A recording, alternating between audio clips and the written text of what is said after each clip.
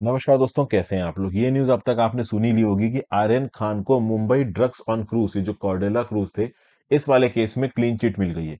20 लोगों का नाम आया था इनिशियल एफआईआर में, लेकिन बाद में 14 लोगों के ऊपर यहां पे इल्जाम लगाए गए। चार्जशीट के अंदर 6 लोगों को छोड़ दिया गया है, जिसमें से एक आर्यन खान भी है। अब इस कंटेक्स्ट में समीर वानखेड़े के ऊपर सवाल उठाया जा रहा है। ये न्यूज एग्जाम्स के पर्सपेक्टिव से क्यों इंपॉर्टेंट है?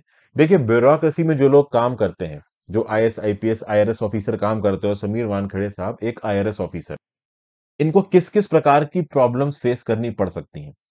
मैं यहाँ पे ये नहीं कह रहा हूं कि कोई ऑफिसर सही है या कोई ऑफिसर गलत है, पर ग्राउंड लेवल पे ब्यूरोक्रेसी में काम करते वक्त उसके सामने क्या प्रॉब्लम आ सकती है। अब ओवरऑल अगर आप देखो तो इस केस की शुरुआत तब हुई थी जब एनसीबी ने रेड मारी थी क्रोज के ऊपर और आर्यन खान को पकड़ लिया गया था। हालांकि इनके कस्टडी में ड्रग्स नहीं मिले थे, बट इनको यहाँ पे शुरुआत में एक एक्यूज्ड की तरह दिखाया गया कि हाँ भाई, ये भी ड्रग पेडलिंग में इन्वॉल्व है, और बॉलीवुड को इस समय पर गरियाया गया। और आज की डेट में आर्यन खान को क्लीन चिट मिल गई है और समीर वानखेड़े के ऊपर सवाल उठाए जा रहे हैं। और इस पूरी कंट्रोवर्सी में लंबे समय से समीर वानखेड़े के ऊपर सवाल उठाए गए। नारकोटिक्स कंट्रोल ब्यूरो में जोनल डायरेक्टर थे भाई, बड़ी पोस्ट है, ये छोटी मोटी पोस्ट नहीं है जोनल डायरेक्टर की। बाद में इनको सीबीआईसी ट्रांसफर कर दिया गया। मैं आपको बता दूं, नारकोटिक्स कंट्रोल ब्यूरो में आईआरएस ऑफिसर्स भी जाते हैं, आईपीएस ऑफिसर्स भी जाते हैं। तो कल की डेट में आईपीएस या आईआरएस बनोगे तो नारकोटिक्स कंट्रोल ब्यूरो में डेप्यूटी डायरेक्टर, जोनल डायरेक्टर के पद पे आपको नियुक्त किया जाएगा।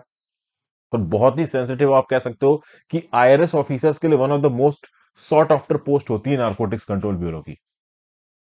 जब शुरुआत में आर्यन खान अरेस्ट हुए, अरबाज मर्चेंट अरेस्ट हुए, तो आर्यन खान के पास ड्रग्स नहीं पाए गए थे। ओवरऑल शुरुआत में जिस प्रकार से केस सामने रखा गया एनसीबी के द्वारा, और अब जो लेटेस्ट एनसीबी की यहां पे चार्जशीट फाइल हुई है, इसमें थोड़ा फर्क है। इनिशियल इन्वेस्टिगेशन एनसीबी की और अभी के लिए एनसीबी के अंदर जो स्पेशल इन्वेस्टिगेशन टीम बनाई गई थी, उसकी जो इन्वेस्टिगेशन है उसमें फर्क पाया गया। तो कहीं ना कहीं एनसीबी के ऊपर यहां पे सवाल उठ गया था कि क्या शुरुआत में एनसीबी ने कुछ गड़बड़ की है। और शुरुआत में यह भी बात उठी थी कि भाई, कुछ पैसों की डिमांड हुई है, किससे? शाहरुख खान से। अब देखिए, ये पैसों की डिमांड हुई है नहीं हुई है, वो एक अलग चीज है। अगर कोई गवर्नमेंट ऑफिसर है और अगर वो सेंसिटिव पोस्ट में है और मुद्दा बहुत पॉलिटिकली उठ गया, तो करप्शन के चार्जेस आ जाते हैं वहां पे। वो सही है गलत है पता नहीं, आज की डेट में गवर्नमेंट सर्वेंट्स करप्शन करते हैं, देखो भाई, न्यूज आती रहती है। अभी झारखंड में पूजा सिंगल वाली न्यूज आपने सुनी है। बट हर ऑफिसर करप्ट है, ये भी मान लेना गलत है। तो कभी कभी ऑफिसर अगर घूस ना भी मान रहे हो तो भी घूस का एंगल दिखा के उसको बदनाम करने की कोशिश की जाती है।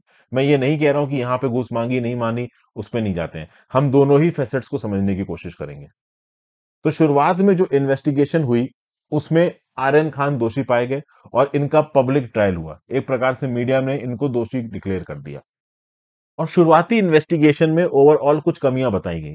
जैसे कि फॉर एग्जांपल, जब एनसीबी की टीम रेड मारने पहुंची तो वहां पे कोई भी वीडियोग्राफी नहीं करवाई गई। ब्लैंक पेपर से कुछ विटनेसेस पे साइन करवाया गया। इस प्रकार की बातें निकल के आई हैं।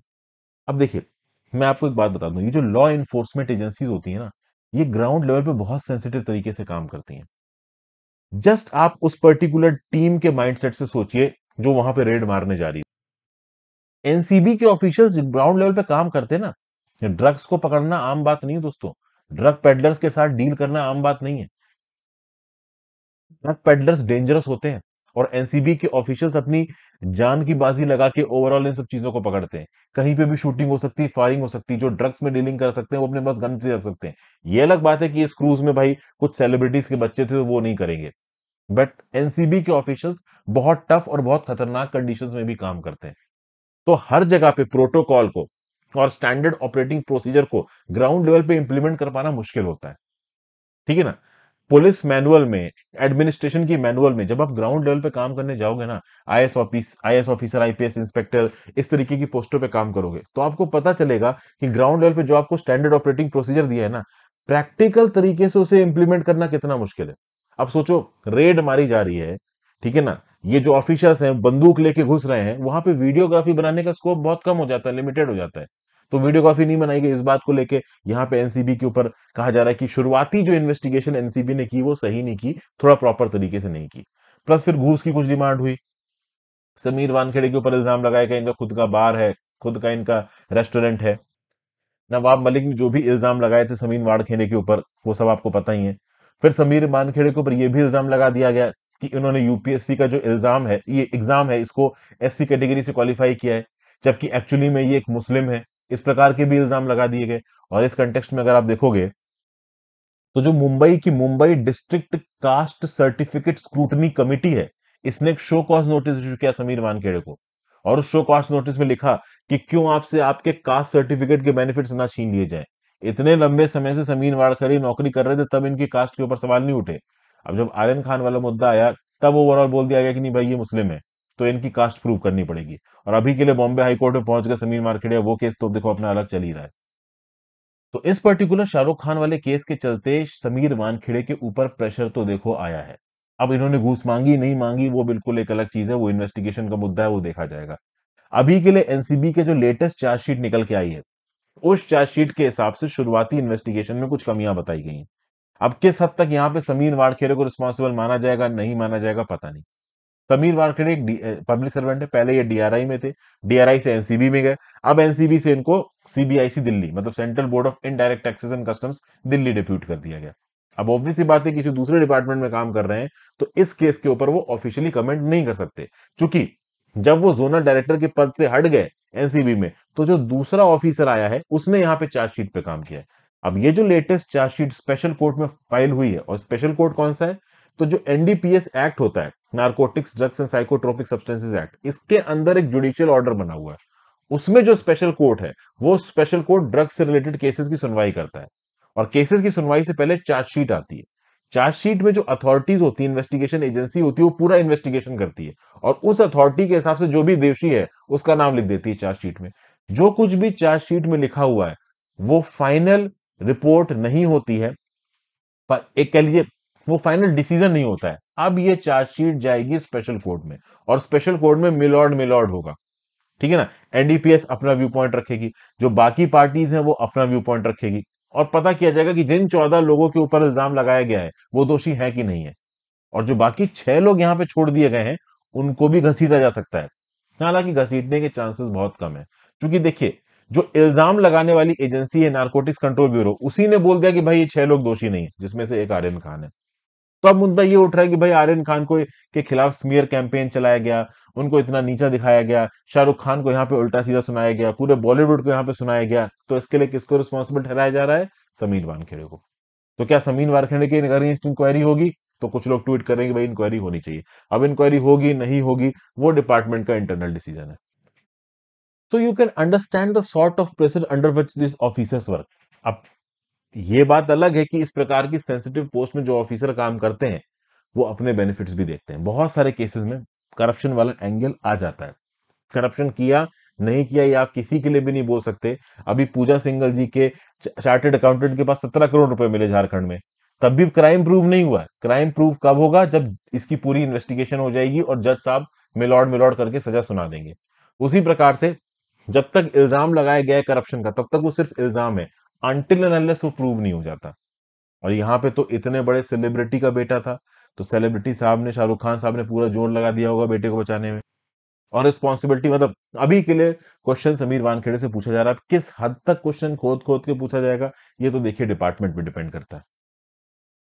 तो क्या यहाँ पे शुरुआत में एनसीबी ने किया और बाद में जो आप कह लो चार्जशीट में 6 लोगों का नाम नहीं आया, इससे क्या इनिशियल जो इन्वेस्टिगेशन थी वो गलत हो गई? देखिए गलत नहीं हुई है। इन्वेस्टिगेशन एक मुश्किल काम होता है, और इन्वेस्टिगेशन में ना चीजों को खोदना पड़ता है, परतें कुरेदनी पड़ती हैं। बहुत सारी बातें जो शुरुआत में क्लियर नहीं होती वो बाद में क्लियर होके आती हैं।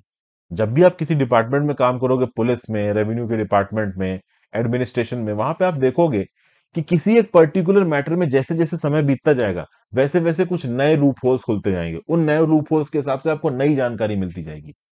तो आप मान लो डिस्ट्रिक्ट मजिस्ट्रेट की कुर्सी पर बैठे हो, आप हटे, कोई दूसरा डिस्ट्रिक्ट मजिस्ट्रेट आया, दूसरा हटा तो तीसरा डिस्ट्रिक्ट मजिस्ट्रेट आया, तो एक ही केस में पहले डिस्ट्रिक्ट मजिस्ट्रेट का अलग व्यू पॉइंट हो सकता है, दूसरे का अलग हो सकता है, तीसरे का अलग हो सकता है।